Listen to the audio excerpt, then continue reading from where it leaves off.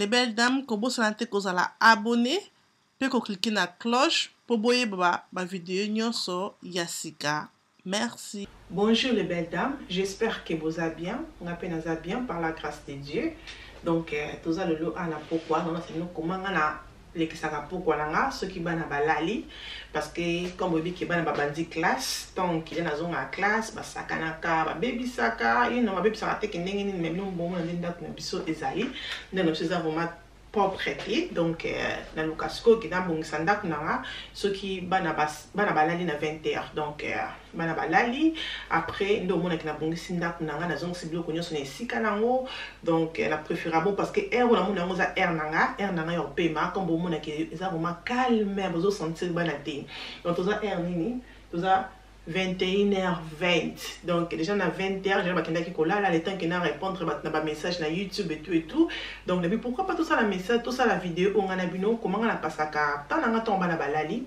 Tomba na balali le kola salaka na kinda ko répondre ba tout batinde la ba message na la rocho, non répondre bango et tout, ba prix, ba robe et tout, non répondre ba toana. Après na ko kanga phone na nga ya business parce que tellement que ezalaka trop de messages kuna na ko kanga ngo pona est-ce que ko bungisa ndako nanga avant qu'il n'a qu'un décollage là. Donc quoi qu'il est la bandit qui est classe na kiara, na la les sous retard télé belle dame 0 et déjà na beto donc les sous cola la tek na la retard donc ka insulter. Anyway, là on a ça là pourquoi ma baya na ngai na pangusango mingi na moi mais na poko na salon technique on a na sala kapona toujours enginga et à la propre.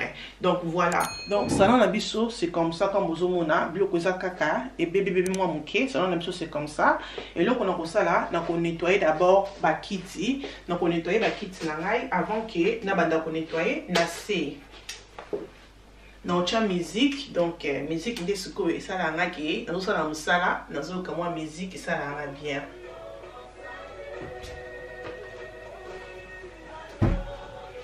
Moni sous-vêtement Kylian moni sous-vêtement Kylian bisika la moniamo na sewana donc tant on a ta pyjama na e alongoli le quand la télévision a bombi sous-vêtement na se moni ba salité les autres.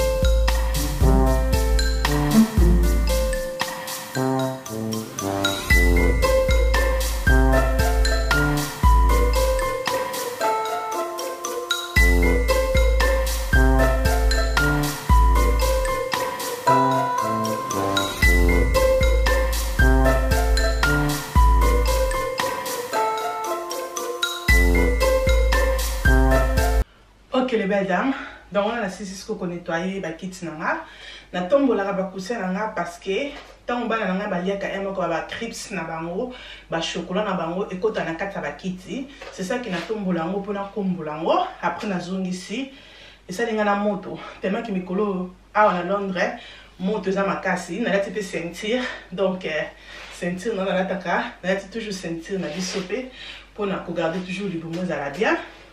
Atombo la ngo pour éviter ba comme le banyama mike mike ba côté dans na ndako pour nga la c na la flat na c donc c'est facile pour nga que ce qui chocolat bien crêpe c'est quand na kata kiti et bota banyama on a banyama comme ko bima na kata ba kiti c'est ça que on a ça là bon chaque pourquoi au moins vraiment des bimisi salité vous allez ça non salité bimisi chaque jour bimisi salité pour bana nga baza mike donc na tout bon on a c va pousser avant miki bimi et bimi na kati ba kiti parce que chaque jour bimi sa salité pour ba na baza miki ba lia na kati po yaka et tout donc voilà aussi que to comme ce qu'on attend ya ko kombola to ko kombola sikoyo ndako nanga eloko na sala na kombola na pousse ba kiti nanga.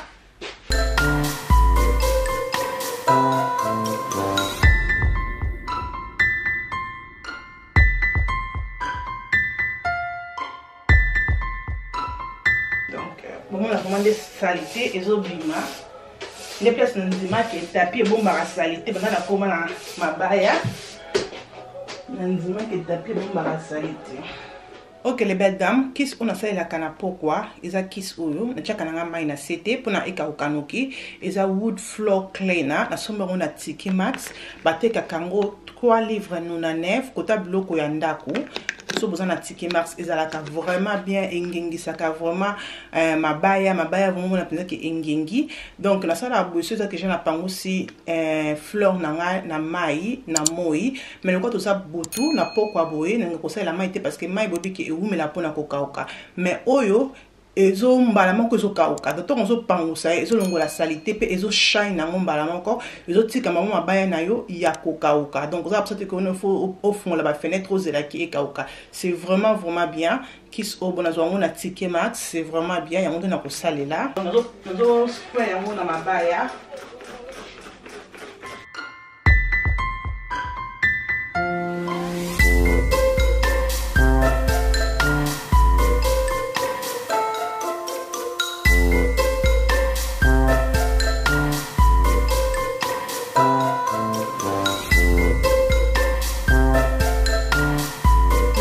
Bombo na romandenge mabaya na biso ezonginga pe ebimisi encore moins salité muke bomoni donc moni romande engengi donc ça vraiment rapide bomona même pas mai ça même pas donc c'est seulement que au spray yango après au leki simop na yo besika au spray yango.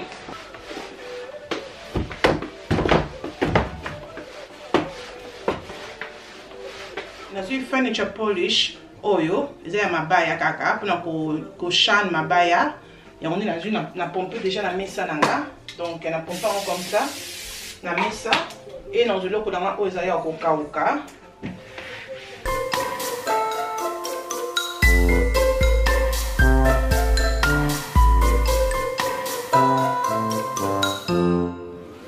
Dans ça la manger nanga c'est comme ça aussi lisiwana. Te décorant comme ça, c'est vraiment simple. De bomoni. Donc c'est vraiment simple comme la décorer. C'est vraiment simple. Donc quand tu as ça à manger, tu aussi ici. Dans ça à manger dans biseau, c'est comme ça. Tu aussi ici.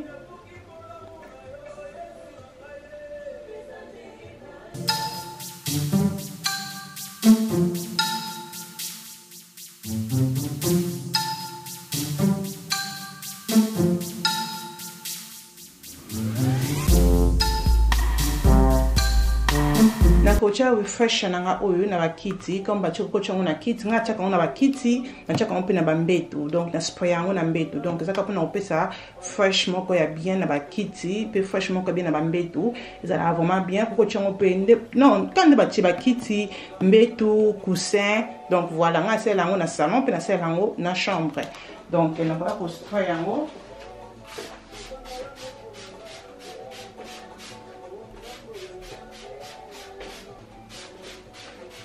C'est tout. Belle dame, alors qu'on a ici, que ça, on s'en a.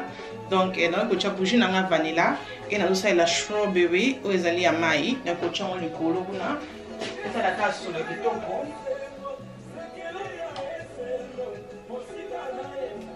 Et dans le colo.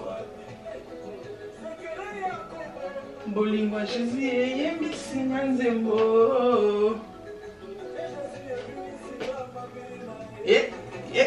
Et aussi ici nettoyage na biso ngana bino ensemble c'est comme ça parce que air oyo ezala vraiment air nanga ya ko relaxer air nanga ya ko sala editing air nanga ya ko vendre ya ko kanisa loko ni na lingi na vie et tout donc air obozomo na ndeza calme boza vraiment air nanga et ndako na biso komi vraiment propre ton na mukana tongo na poso bela mutu pasité ezaka ko bongisa kilian et nozonga nanga na mbetu ou bien ko bongisa kili so loko sala rendez-vous et tout na sali donc na bi kenda ko zanga déjà propre donc voilà wana okena bino bomoni décoration nanga na sali c'est comme ça le moment to lo bela mingi décoration te nem ki bomoni mingi na ba Instagram nanga la rose au sali yango koma la kisa biso. Donc décoration na biso c'est comme ça koto o ezali koto ya salon c'est vraiment simple nde bozomona non na silicité parce que coin au koto nzete ezali nzete ko longa place wana et armoire et kokota place wana maintenant na silicité donc c'est comme ça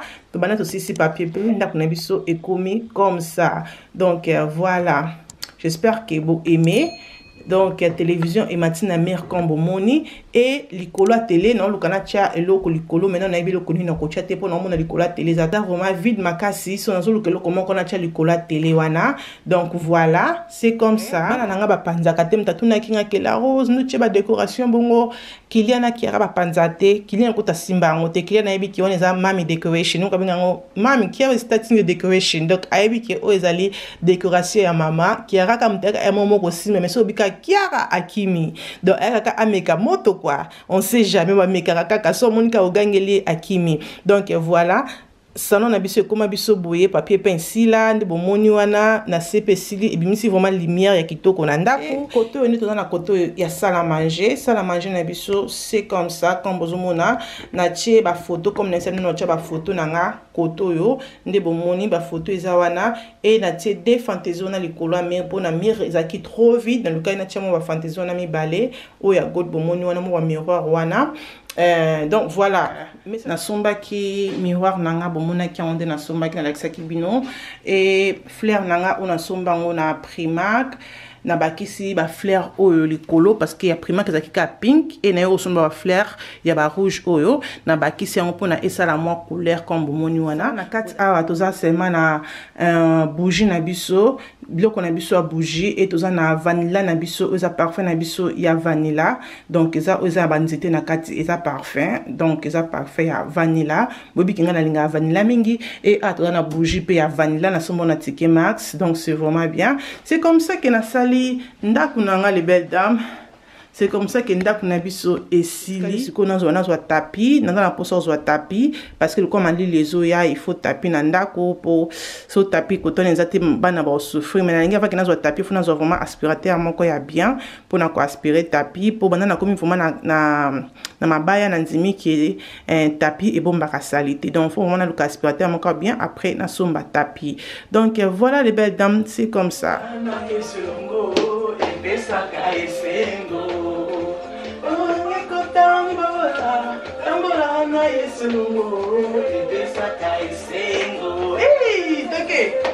Tambola, tambola, tambola na Yesu.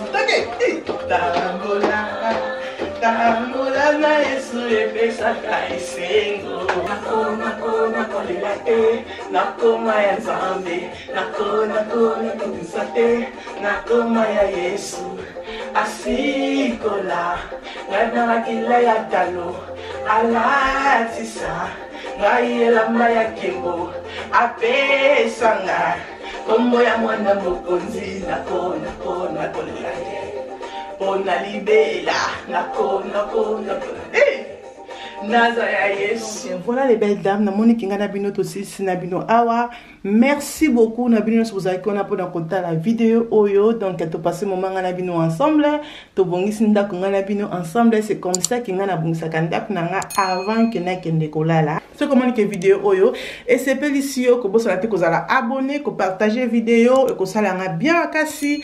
Aimez vidéo et que ça l'a bien makasi donc ndako na biso et si là et comme ça comme vous monitez ça la tour yandako ce qui vraiment est silignon c'est ça la tour bato wa sanga la rose ça la tour yandako to ça la le bel ngana bino ensemble. Merci beaucoup bozala bien nzambe azala la biso zala abonner partager vidéo aimer vidéo et que ça la bien makasi wana tokobitani mokolo mosusu nzambe alola abomba biso Abomba baby no bye.